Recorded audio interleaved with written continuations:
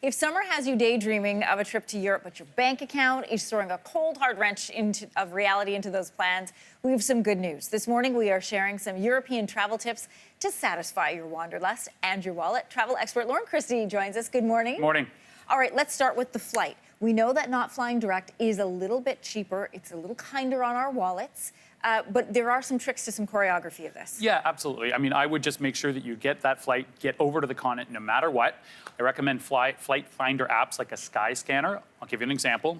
If you want to fly direct to Rome from Canada, it can be quite expensive. It's an expensive gateway, but you put in Skyscanner, you go Canada to anywhere at any time. You pull it up and search for the flights to Europe. I found in 5 weeks' time a flight to Dublin for $248. Oh, wow. Then you get yourself to Dublin and then use some of those discount airlines to get yourself to Rome. So for under $300, you can do it. It just takes a little more time and a little more choreography. But beware the pitfalls, because airline A is not responsible to make your flight for airline B. And again, the discount airlines, I think we all know at this point, they're great, but they do nickel and dime you for a lot of things, so be cognizant of your luggage carry-on and all of that other things. Yeah, but if you're keeping a budget in mind, a good way to go. Ours, Absolutely. Getting around once you're there, everybody loves the train system. In most European countries, it's pretty easy to use. You think there's a better option? I do. I think buses are better. You know, they're not the romance of the rails by any stretch of the imagination, but you know what? Those trains can be restrictive, not super cheap. The buses, on the other hand, my niece, who's a student in Germany, she's lived there for many years, she is the queen of budget travel, and she goes on these buses all the time. Flixbus, Blah Blah Bus, Eurolines.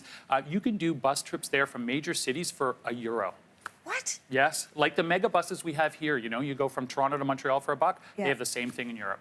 Oh, that is a great tip. Okay, once you settle in your accommodation, what are some tips on keeping your hotel bill down? That's a big one. That is a big one, and that's really in the planning phase. So I think a lot of people, they say, I want to go to London or Paris, or wherever they want to go. Keep in mind the time and what's going on. Look at school holidays. Look at big city events. People often forget citywide conventions, and we all know it. Oh my gosh, I went to go to X city, and the hotels were so expensive because of some big, large business convention that's going on. Those things are planned often years in advance. You can look on a website and plan your trip around that. You can also go a little bit more off the grid. Think about cities instead of London and Paris. If you look on the hotel price index on Trivago, Madrid, Brussels, Berlin, all much cheaper options. And if you want to go even more than that, I just went to the Baltic states, Estonia, Latvia, Lithuania in April, and I didn't pay more than $150 for any hotel or Airbnb for a week. That is a great So consider going off the grid. There's lots of great places in Europe. Okay, what about where do we eat? Because food, eating out, eating well can be expensive in some of these big cities. It can. And,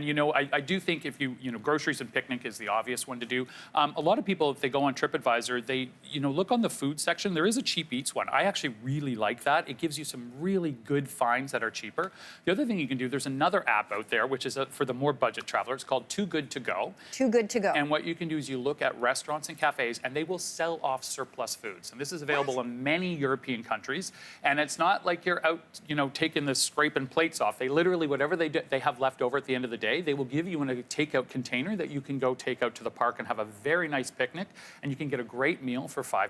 It's a great app. That is a great tip. Lauren, thanks for coming on this morning. Thank you. Thanks for watching. If you like this, be sure to subscribe here. And you can check out more Your Morning videos right here.